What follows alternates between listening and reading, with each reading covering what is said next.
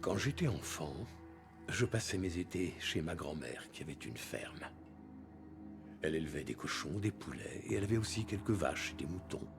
Il y avait une seule petite chèvre, Belka. Pas très reluisante, elle n'avait qu'un œil. Ma grand-mère la trouvait affreuse, mais moi, j'avais de l'affection pour elle. Ces étés, pour moi,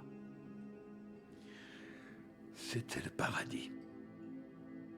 Mais ma grand-mère me laissait faire ce que je voulais. Sauf une seule chose.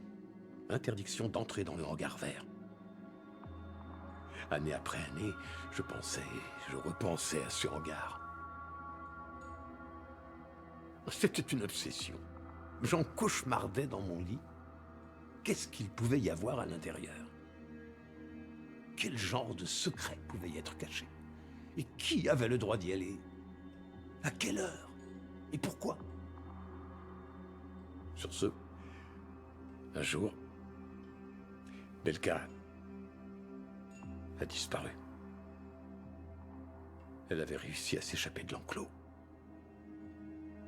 Je l'ai cherchée dans tous les recoins du domaine. Et se faisait tard. La nuit était noire.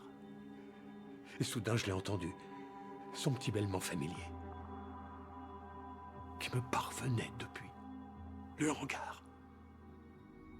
Je ne sais pas comment elle était arrivée là-dedans, mais j'ai pris mon courage à deux mains et ouvert la porte du hangar. Vous savez ce qu'il y avait dans ce hangar? Non. Rien du tout. À l'intérieur, il n'y avait qu'un peu de paille. Mais Belka, bien entendu. Toute cette frayeur, cette appréhension, tout ce que j'avais imaginé, pour rien du tout. Vous pouvez bien vous raconter ce que vous voulez sur moi, Phil, mais tout ce qu'il y a, c'est une petite chèvre borgne. Vous continuez à vous enrichir. Oui, bien sûr. Et c'est appréciable. Vous vous rendez compte de l'avantage compétitif que je vous offre? L'acier, le bois, le ciment pour une bouchée de pain, avec livraison immédiate quand les problèmes d'approvisionnement interrompent certains chantiers pour des mois, voire des années.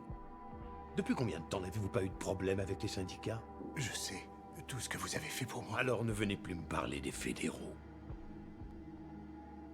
J'ai une tendresse particulière pour votre domaine d'activité. Mais ne vous y trompez pas. Votre belle réussite serait réduite à néant si je n'étais pas là. Vous allez me payer la somme totale avant demain matin. Et si jamais ce genre de choses se reproduisait, ça ne se réglerait pas par une conversation polie. J'ai un train à prendre.